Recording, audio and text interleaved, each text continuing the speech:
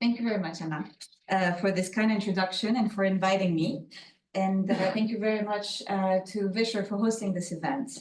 So good evening to you who are in the room with us and for those who are participating online. I hear that many of you have traveled from different parts of the world or attending online from very far away to attend this 2025 session of the Basel Winter Arbitration School. And I must admit, I was really impressed when I saw the program that Yarik and Anna put together for this week. It sounds like you're going to have a lot of fun, learn a lot, but also do some great networking. So I'm really pleased and honored to be with you tonight. Let's talk about art and arbitration and where to do it better than in Basel. As some of you may know, and as mentioned by Christian, Basel is the home of Art Basel, one of the most prominent art fair in the world, which was founded over 50 years ago and has now spread to other cities such as Miami, Hong Kong, and Paris. The art market is a vibrant and highly international sector with high financial stakes. But unlike other high-stakes businesses, the art market involves players who essentially are natural persons, artists, collectors, enthusiasts, adding a more subjective dimension to that market. As many markets, the art market is prone to legal dispute, which can be highly technical and complex, concerning issues of title, provenance, authenticity, restitution claims, but also IP rights. But in addition, the subject matter of these disputes can be pretty much anything from prehistoric artifacts to NFTs. So today I would like to explore with you the intersection of art and arbitration, two fields that on the surface might be worlds apart, but in practice are a perfect match. So this is our roadmap for today. I will first give you an overview of the art market and of its key players. I will then present the type of disputes in the art market. We will then explore how arbitration can provide a confidential, efficient, and specialized forum for resolving art disputes. And there I will address the need, however, to strike the right balance between the private nature of arbitration, but also the need for market transparency. And lastly, I will discuss the initiative promoting arbitration in art disputes. So first, let me give you a sense of what the art market looks like. 4 words: dynamic, international, volatile, and discrete. The art market is a dynamic market. It brings together a variety of players. So you have the traditional players, the artists, the private collectors, the galleries, but you also have intermediaries. The intermediaries dealing with the more commercial aspect of a transaction, such as art dealers and auction houses. But then you have intermediaries dealing with the more financial aspect of that transaction, bank and insurance companies as well. You have experts, such as appraisers, forensic, but also basically specialists that have a thorough knowledge and understanding of the art market and of a given art history. And then you have public entities, such as cultural institutions and states. So as you can see, the art market brings together a wide variety of players having different interests, different rules, and different approaches, fostering dynamism and innovation within the market. In terms of values, and Anna mentioned it, the art market has grown into a global industry with an annual turnover of about $65 billion. Employing hundreds of thousands of individuals. But it is true that lately, so over 2023 and 2024, the sales in the art market have slowed a little bit due to the persistent high interest rate, but also to geopolitical conflicts and tensions. But what is important is that the global art market has shown remarkable resilience and adaptability. The art sector is indeed a place of extraordinary creativity and reinvention, and the art market is changing. And I'll give you 4 examples. Sorry, I keep doing that, but it's a very basic PowerPoint. First, a change in the type of sale. So after COVID, the various COVID lockdowns have accelerated the art market transition to online sales. So the players have now warmed up to tools like online viewing rooms, but also high resolution imagery to help them view and acquire works from afar. The rise of digital platform and online sales has also facilitated the growth of emerging art markets by increasing accessibility and global reach. And we now note a very significant increase in smaller transactions. Second change, new buyers are actually entering into the market. So the NFTs, non-fungible tokens, are disrupting the traditional art market, creating new communities of collectors and giving artists better access to their own buyers. So you have young buyers entering the market with a growing interest in new and emerging artists, thereby boosting the primary art market.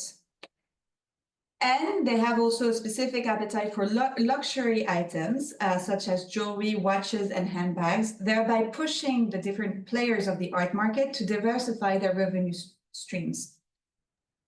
The third change is the use of artificial intelligence, AI. So AI-driven tools are now streamlining the business and enhancing the ways collectors and institutions interact with each other.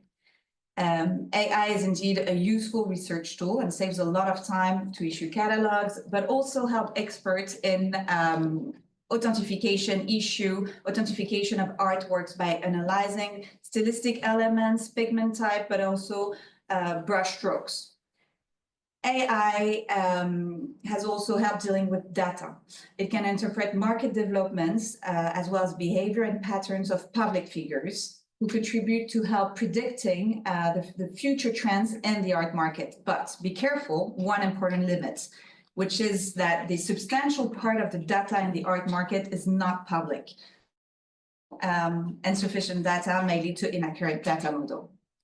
And the fourth change that I wanted to mention today is the method of payment, which have evolved, and now payment in cryptocurrency is now accepted and more frequent. So basically, the art market is very dynamic with an important annual turnover and a variety of players bringing a lot of different perception together. Second feature of the art market is that it is an international market. Cross-border exchanges are key to the growth and globalization of the art market, connecting artists, buyers, and sellers around the world. While it is true that the art market continues to center on key hubs such as the US, Hong Kong, UK, and Paris, new territories are actually being explored. And these are the key emerging art markets, which would include China, India, Southeast Asia, and also the Middle East. These markets have seen significant growth in art sales due to their increased number of high net worth individuals and also the establishment of new art fairs and museums. So the rise of these emerging art markets leads to a more diversified and interconnected global market, increasing cross-border transaction and cultural exchanges. And as you know, with cross-border transaction come many legal implications requiring a good understanding of international laws, domestic laws, the difference between common law and civil law system with their own nuances per country, and also a good grasp of the conflict of law rules. So the art market is a truly international market. Now, turning to the third feature, the art market is a very volatile market. There is no universal standard in which art can be measured. Art collections are unique assets, not only because of their cultural and personal value, but also due to their own potential for significant appreciation in time. The pricing of artwork is therefore quite volatile and subjective based on multiple factors, such as trends and cultures, artist reputation, so you have the blue chip artists, but also emerging artists, expectation of increased valuation, limited edition, media influence as well, which is quite important, and economic factors. Some may even say that the price of artwork is not always rational. And I refer you to a recent example, which was the banana that was sold last November in New York for approximately $6 million. So that banana is the work of Maurizio Catalan, and it's called Comedian.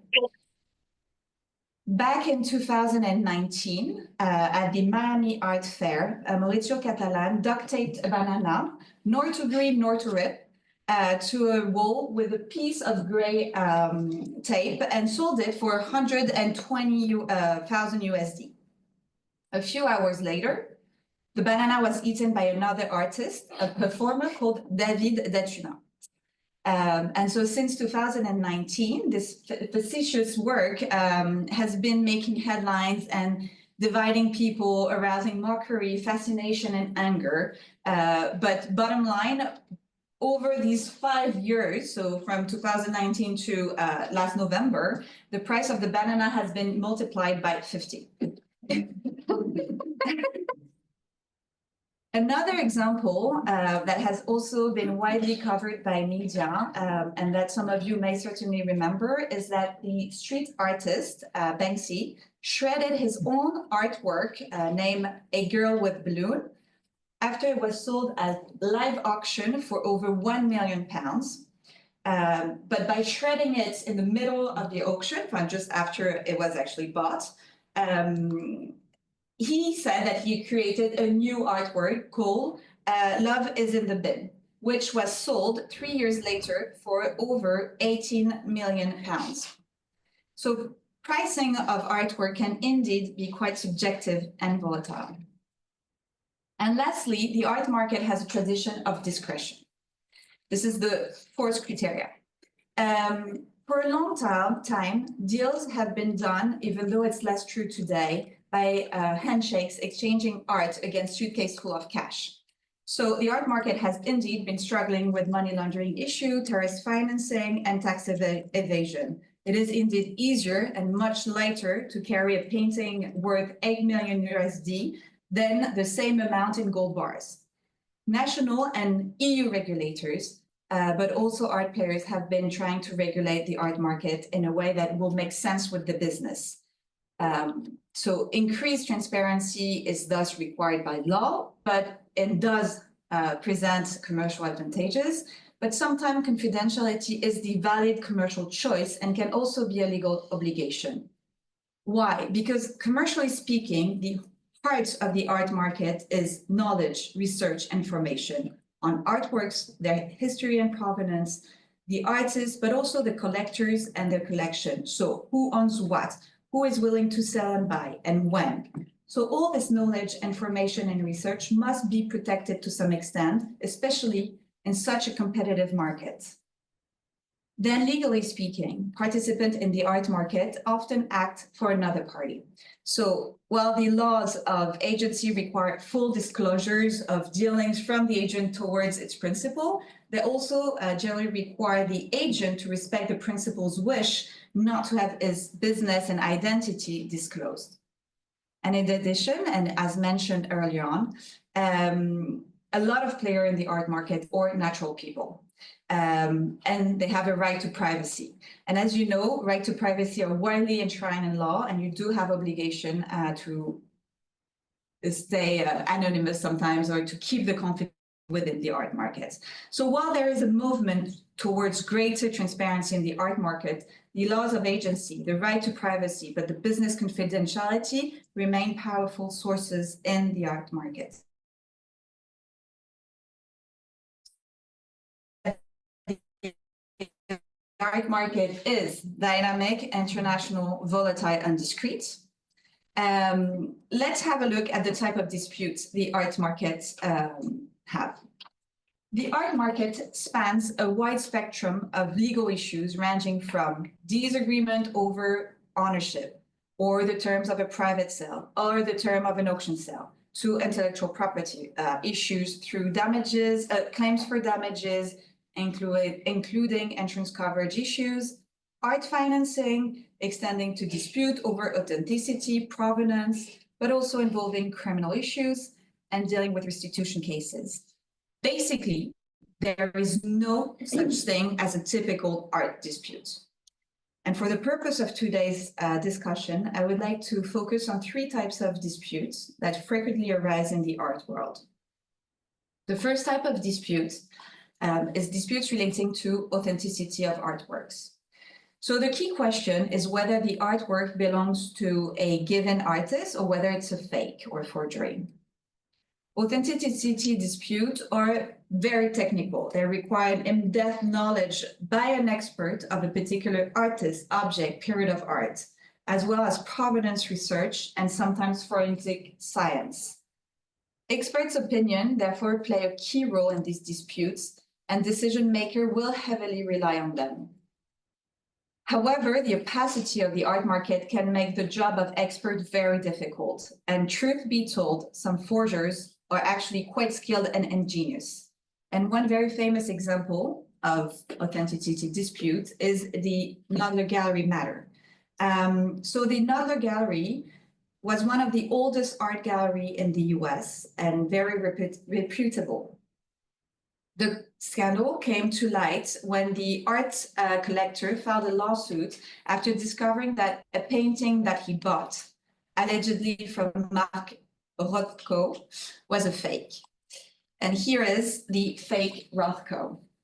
So one thing leading to another, it was revealed that the gallery had sold almost 40 faked paintings of very famous painters for about $80 million. The gallery was actually purchasing the forged painting from an art dealer who was obtaining these paintings from a forger who was able to imitate the style of the masters and to give the paint illusion of age. The forger was using tea or dirt from a vacuum cleaner to dirty the appearance of the paintings. So authenticity is quite common in the arts market. Authenticity disputes, are quite common in the art market. The second type of dispute that I'd like to discuss with you today arise out of damages to the artwork. So damages can happen anywhere at any time. Yeah. Yeah, at the end. Sorry, at the end. Sorry. Oh, okay.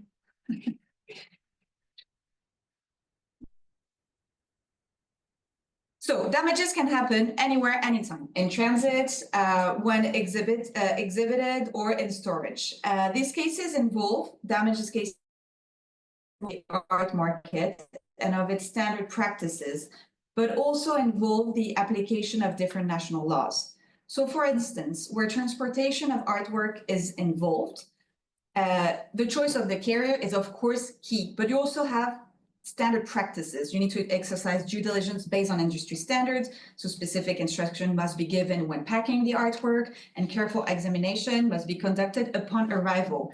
But what is important to know is like, depending on the applicable law, when you receive the artwork, you must act in a very, very short time frame. So if you have claims or reserves of rights, you need to do it at least under French law, and that can vary between the countries. But if you don't make the corresponding reserve or claims, then the consequences can be quite serious, and it could be a denial of insurance coverage, but also a forfeiture of potential recourses against the carrier. So it depends on the law applicable, and this varies from one country to another. In addition, and relating to insurance coverage issues, you must pay particular attention to the value declared and associated risk, but also the legal and contractual limitation of liability of the carrier, which vary from one country to another. Then, when the damage is done, the question is can the artwork be repaired or shall it be destroyed? Who takes that decision? The answer will depend on the law applicable and also the relevant contracts. And in France, basically, the artist has a right of life and death over his or her work. So consent from the artist is key. If the decision is to repair the work, several other questions arises. Who is going to perform the restoration or the reparation? Is it the artist? Is it someone else? Do we need the approval from the artist? And all these questions basically stream new disputes and are very contentious. And some of you may have seen in the newspaper a few years ago, an old lady who was not a professional painter attempted to restore a century-old fresco of Jesus crowned with thorns in Spain. And as you can see, it was not a great success. This failed restoration went viral on the web. So the choice of the restorer is indeed key. Then, when the artwork is restored, what is the value of that restored artwork? How do you, is there any loss in value? Sometimes there is not, sometimes there are. And who is assessing that? How is it being calculated? So all the type of dispute basically require expert knowledge once again, but also acceptance by the art market of a said decision. I'll get back to the power of the art market in a few minutes. But so as you may see, many legal, the dispute in the art world are very legal, but also very technical question that can arise where you need experts. And now turning to the third category of dispute that I wanted to address today is the restitution claims. So there are an increasing numbers of requests for restitution of works of art that were either looted during the World War II or apprehended during wars and colonization.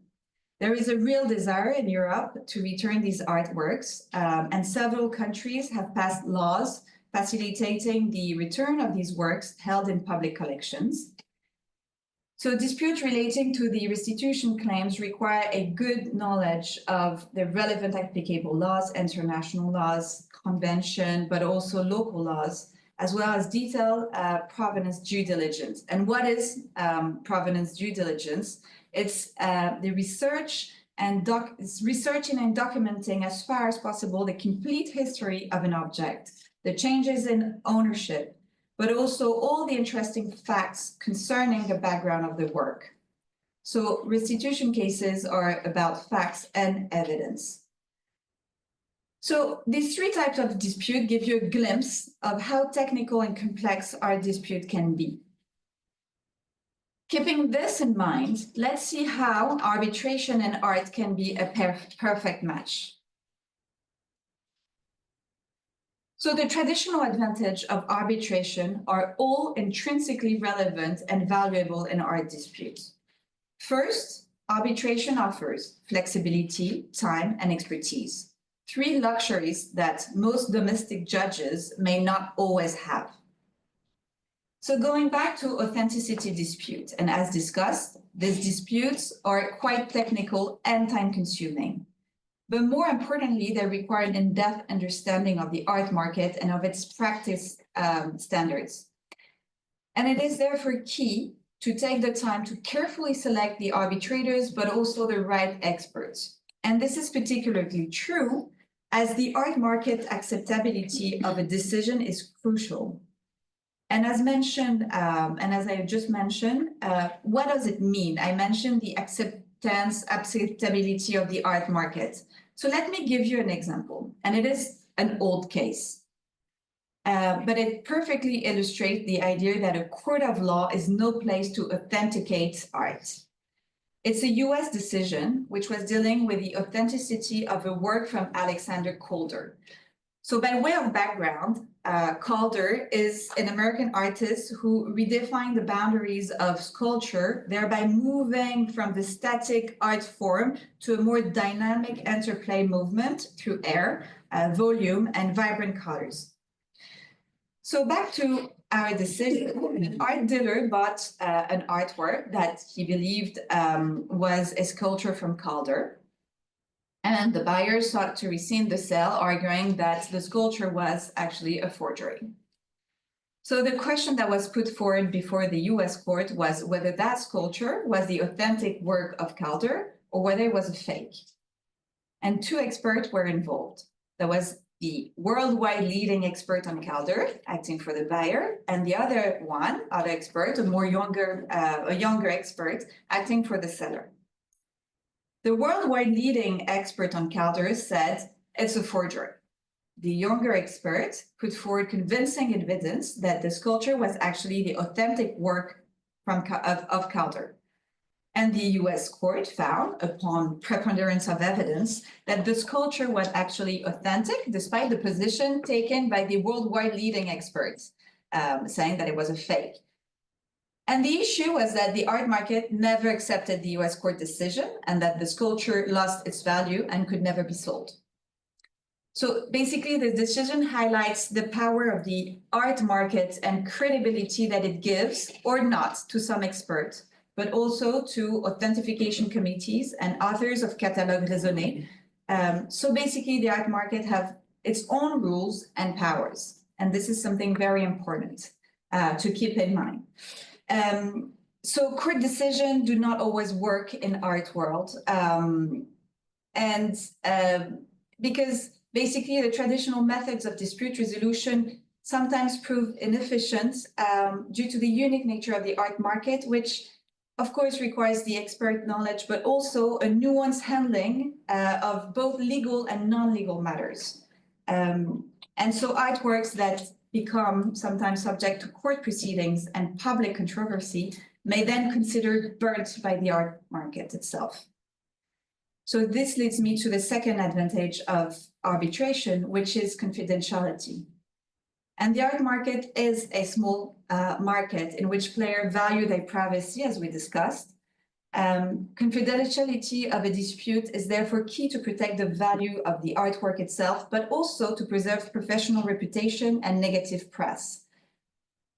Let's not forget that the art market is a highly competitive industry where public dispute can damage reputation and expose sensitive business information, and we discussed it a little bit before. But a good example is the Bouvier saga, which was extensively dissected in the press. So it's a dispute between a Russian collector and his former art advisor, Mr. Bouvier. And Mr. Bouvier was accused of having swindled over 1 billion euros through the sale of 38 works of art to his client. The claim originated back in 2015 and was played out in many different domestic courts, so Monaco, France, Switzerland, etc.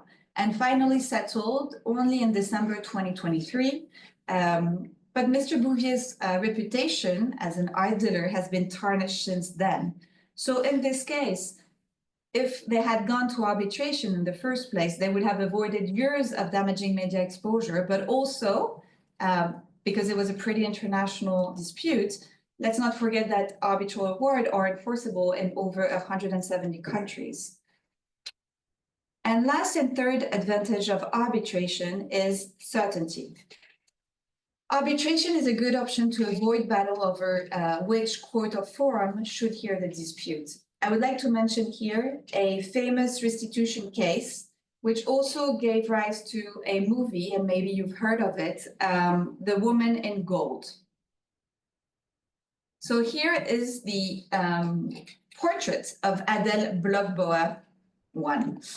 This is how it is called. We also call it the Lady in Gold. It's an old painting from Gustav Klimt that was completed in between 1903 and 1907. This portrait was commissioned by her husband, Mr. Bloch. So due to Nazi persecution of the Jew, Mr. Bloch, who was a Viennese Jewish banker and sugar producer, fled Vienna, leaving behind much of his wealth, including his large art collection. And this portrait was stolen by the Nazi, along with the remainder of Mr. Bloch's assets. So this portrait was given to a museum called Galerie Belvédère. Sorry, I said it in French. It's probably has nothing to do with the French accent, but sorry, I say it in French. In 1945, Mr. Bloch died, and his estate went to his nephew and nieces. In the late 90s, it was established that the museum, so Galerie Belvédère, had several artworks stolen from Jewish owners in the war, including The Woman in Gold. However, the museum refused to return the art to their original owners, well, their heirs. Mrs. Altmann, one of Mr. Bloch's nieces, hired then a lawyer to make a claim against that museum for the return of the works by Klimt. And this is where the judicial saga started. Mrs. Altmann first basically brought a claim before the restitution committee, which had been set up by the Austrian government to deal with restitution claims, but her request was rejected. She then tried to go before Austrian court to challenge the decision of the committee. But due to a very high legal fee required by under Austrian law, she had to withdraw her claims. She was at the time living in the US. So she sued the Republic of Austria and the museum before Californian court. She was living in the US and she was alleging expropriation of property in violation of international law. And Austria moved forward to dismiss the claim based on sovereign immunity. But the case went up to the US Supreme Court, which ruled that the case could actually move forward, thus withstanding the government of Austria claims of sovereign immunity. So basically, the case could move forward, but a year later, the parties actually agreed to go to arbitration, and an award was eventually rendered in 2006 or 2007. So the case actually moved across Austria to the US and was resolved through arbitration, but all that took 7 years.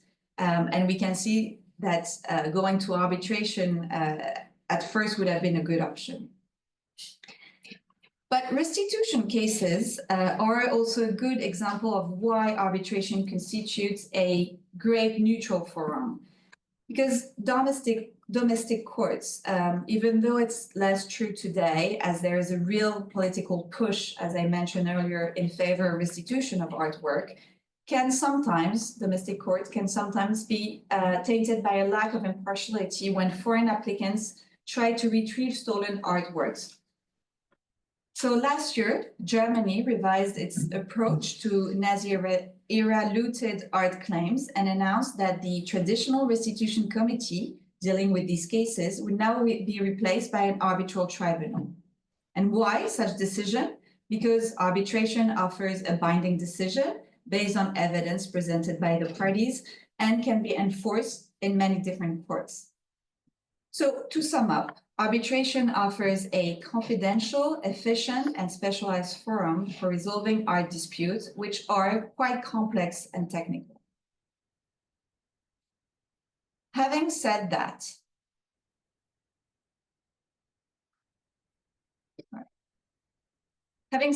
not all art-related disputes should go to arbitration. And as mentioned at the start of my presentation, the market of art, in particular of antiquities and other cultural objects, is an ideal playground for criminals. It attracts criminals, organized crime group, and also terrorists to launder proceeds of crime and fund their activities. And the art market does indeed present various vulnerabilities, and I have listed 8 for you. The first is the extensive use of cash. The second is the high value and portability of artworks. We can think, I don't know if you heard about this case, but it's the painting of Hannibal by Jean-Michel Basquiat, who was owned by a Brazilian banker, the founder and president of the Banco Santos. And this Brazilian banker was convicted for bank fraud, tax evasion, and money laundering. Seizures and confiscation of his asset took place in Brazil, but he managed to smuggle the painting, which was estimated at 8 million USD, out of the country to the US with false shipping invoices stating that the content of the shipment was only worth 100 USD. So the third vulnerability of the art market is the subjectivity and possible manipulation of pricing. The fourth is the privacy and discretion in the art market. The fifth is the extensive use of third-party intermediaries. The sixth is the difficulties in tracing the origin of some type of artworks. The seventh is the use of free trade zone and free ports, offering reduced taxes and good links to transport hub, leading basically to the possibility of assets being kept out of the reach of law enforcement and allowing sales. And the eighth is the lack of adequate regulation and due diligence in the arts market. So if the vast majority of market art market participants do not have a connection to illicit activities, of course. There are real risks associated with the art market, and many jurisdictions do not have sufficient awareness and understanding of them. And this results in a lack of investigative resources and expertise and difficulties with pursuing cross-border investigation. So one way to raise awareness would therefore be for these cases not to be heard in confidentiality in arbitration, but rather to be heard publicly. So lesson could be drawn from them. And in addition, let's not forget that these cases require meticulous research, specific investigative acts, which fall within the jurisdiction of the police and or the investigative judge, but also a true international cooperation for investigation measures, but also for the seizure of funds in various places. So arbitration may not therefore be the appropriate forum all the time for, especially for criminal matters. So going back to art and arbitration, what are the initiatives promoting arbitration in art disputes? So you have the World Intellectual Property Organization, WIPO, which administrates arbitration case dealing with IP disputes and sometimes art marketing agreements. The issue is that WIPO is not an issue in itself, but does not disclose the number of art-related disputes they are actually administrating, but the number of disputes that are referred to WIPO arbitration and mediation have increased over the years. And for example, in 2024, you have over 858 disputes that were referred to the WIPO Center. And besides, it's true that digital assets such as NFTs, reproduction, AI-generated art have been blurring the line between what is an art-related dispute and what is more copyright, moral right dispute.